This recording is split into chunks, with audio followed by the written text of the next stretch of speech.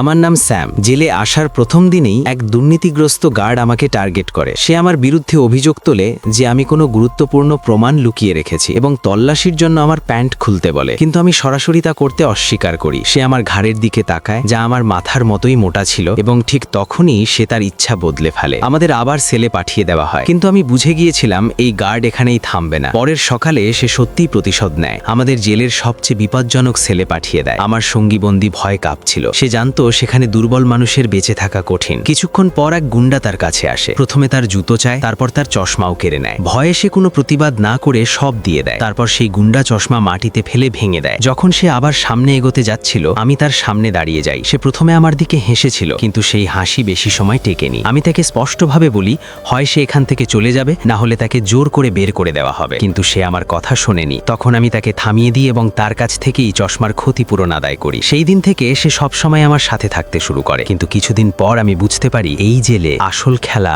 এখনো শুরুই হয়নি।